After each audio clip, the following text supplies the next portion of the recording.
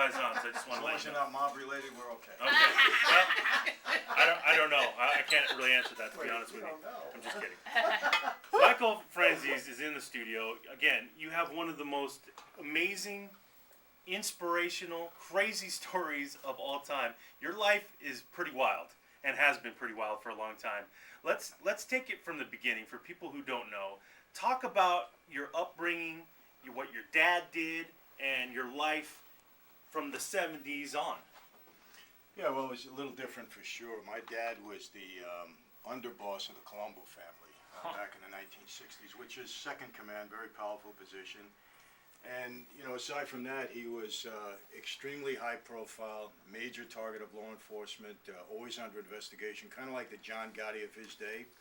So I grew up in that whole atmosphere where, you know, law enforcement was the enemy because they were constantly around, always, in my view, trying to harass my father and my family. So, and growing up, did you know what your dad did? Did you kind of understand it? Well, I mean, yeah, he never sat down and told me, right. But, you know, when you're reading it in the newspaper all the time, Yeah. and, you know, Sure. a big article comes out, the hood in your neighborhood, and there's your dad's picture in the house, Oh, boy. and stuff like that, and, you know, people say things to you in school, and, you know, feds are coming to the house to arrest him, you kind of get the idea. So, yeah, and, you know, I grew up under that whole thing where law enforcement to me was the enemy. I grew up, honestly, hating police, hating Sure. law enforcement, hated the government, and it was just the environment that I was in. Now, so it wasn't until the kind of early 70s that you ended up, you took a full-on blood oath, right? Where you joined the mob. Yeah, what happened, my dad in 1966 drew a 50-year prison sentence. Holy He was man. convicted in federal court for masterminding a nationwide string of bank robberies. And until this day, I believe and I know it was a frame-up. I mean, Really? that's not, absolutely. Okay. My dad wasn't a bank robber, and he was framed at the time. And But he so, did other stuff, I'm sure, right? other stuff. Yeah. I mean, yeah. I mean, you know, he was no angel. Right. But that particular crime was a bad case. And so, when Dad went away, I was a pre-med student, Hofstra University. Wow. And Joe Colombo, who was a boss of my family, he kind of took me under his wing. I started to meet a lot of Dad's friends. They would say, Mike, if you don't help your father out, he's going to die here. So I lost interest in school. Went to see Dad in Leavenworth. He was sent there to penitentiary. Jeez. And I just told him, I'm not going to school anymore. If I don't help you out, you're going to die in here. And we argued about it because it's not what he wanted initially. But then he said, listen, if you're going to be on the street, then I want you on the street the right way. And he proposed me for membership into the family. And that's how it happens. You know, I mean, you just don't go say, hey, I want to join. Sure.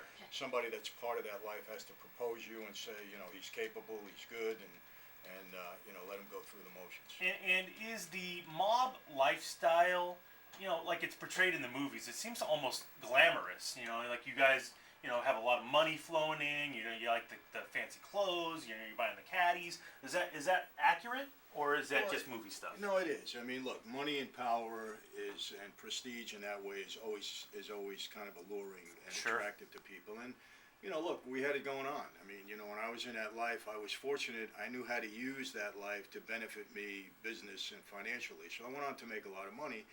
And, you know, with that comes power and position. And, yeah, we had the nice cars. I mean, I had my own jet plane. I had a helicopter. You know, I had houses in different parts of the country. And I had 300 guys under me ready to do anything I tell them to do. So at some point, I really had it going on. Wow, that's incredible. We're talking to former mobster, former gangster Michael Franzese, who completely changed his life around, to say the least.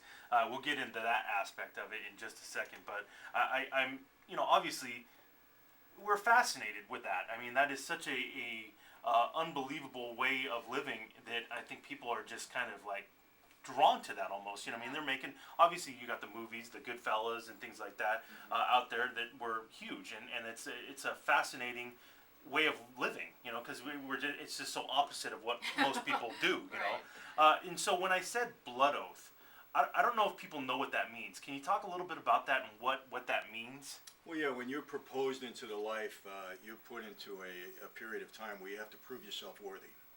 And, you know, there's a lot of discipline in that life, a lot of authority. If you're called upon to do something, you got to do it. You don't have a choice. And you got to prove yourself worthy. So I was in that kind of pledge period for about a little over a year, maybe a year and a half. and that was in the early 70s. And in 75, I was called into a room, and that night me and 5 other guys actually took an oath and became sworn, made members of the family. And you shed your blood. I mean, you stand in front of the boss, and he takes a knife, cuts your finger, blood drops on the floor. He took a picture of a saint, a Catholic altar card, put it in my hands and lit it aflame. And he said, tonight you're being born again into a new life, La Cosa Nostra. Violate what you know about this life, betray any of your brothers, and you will die and burn in hell like the saint is burning in your hands. Wow. Do you accept?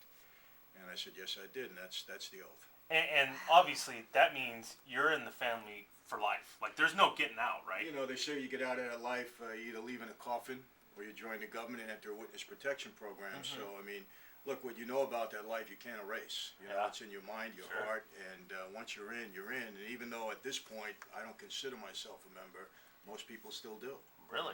What do how do you erase what you did for 20 years in that life? Michael, that whole time, though, do you ever relax? Are you always looking over your shoulder? I mean, I can't imagine going on a vacation and actually being able to kick back and be with the family and enjoy it.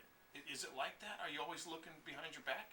Well, for me, in a way, yes, because along with the whole mob scene, I became a major target of law enforcement. Yeah. I mean, I had 5 indictments. I mean, they were constantly on me. And, that came from my father to me when I started getting successful, and they were talking about me a lot. So you always have that. And then, with the mob life, you're always kind of, it's not fear. I mean, you're not afraid every day of your life, but you know that you can't make a mistake. Sure. You know that with success in that life, it's kind of a double-edged sword, because now people are watching you. This guy want to take over the family. He's getting a lot of guys under him. Yeah. So you're always kind of watching your step. So, and I was very, very conscious of that. But, I mean, I go on vacation, relax, and stuff like that. The problem is, in that life, when you reach the position that I did, and I was a capo regime, I was appointed captain in 1980, you're working like 18 hours a day. I mean, you always got something going on, and, I had 300 guys under me.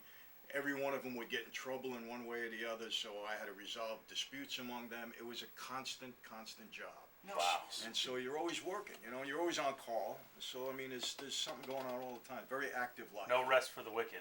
Very little. It's like you were a doctor. Because your father was the position he was, now that kind of not training period, but that pledge period, was it any different for you? Was it like, well, this is so-and-so's son, so it's obviously going to be easier or harder, Take it easy on little Mikey. No, Like no. I always wondered that. Or is No, it just you're another guy and that's it? Yeah, you got to prove yourself. It's not the Godfather thing, but this passes on from father to son. I mean, that was fiction, but when you come into the life, when they proposed me, when I sat with the boss, he said, your father doesn't matter at this point. Really? You're Oh, equal. wow. And if you become a made guy, you and your father are equal. He doesn't have any additional rank over you because he's your father. It's like we're all one at that point. Whoa. So, I mean, I got in because he proposed me, but once that happens, you're on your own. Right.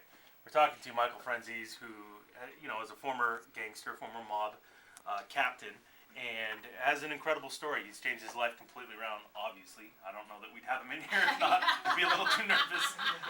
Now, you brought up The Godfather, and you said that's pretty much fiction. What about the other stuff? And I know you actually were mentioned in the movie Goodfellas.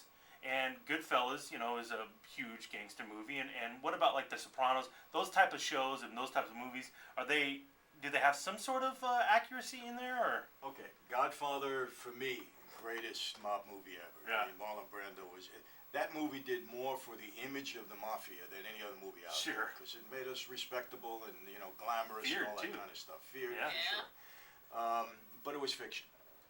Goodfellas and Donnie Brasco, the two probably most accurate movies around. I knew all those guys, and that's why they mentioned my name in that movie. Yeah. And it was a pretty accurate depiction of that life, except for the fact, I'll tell you this, Henry Hill never looked so good. I mean, Henry was he was a fringe player, never reached any kind of stuff like that. I mean, I saved Henry's life twice, and he admitted to both times. Once in jail, and then once when I caught him doing some cocaine in a bathroom, and Paulie Vario was gonna kill him. Wow. And I said, Paulie, leave the guy alone. He don't bother anybody. Just kind of put him on the side, and he did.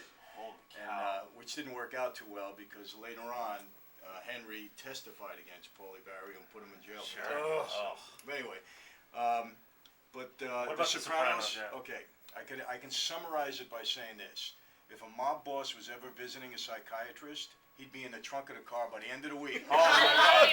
Along with the psychiatrist. Yeah. Right. Talking to Michael Oh. Franzese, who is a former captain in the Oh. mob and just has a crazy story. Here's what we're going to do. We're going to take a quick time out. When we come back, you're going to hear how Michael was in jail, went to jail, but completely changed his life around. It's a truly amazing, inspirational story. Incredible. It really is. And we'll tell you where Michael's going to be, where you can hear him speak. That's all coming up next. Good job.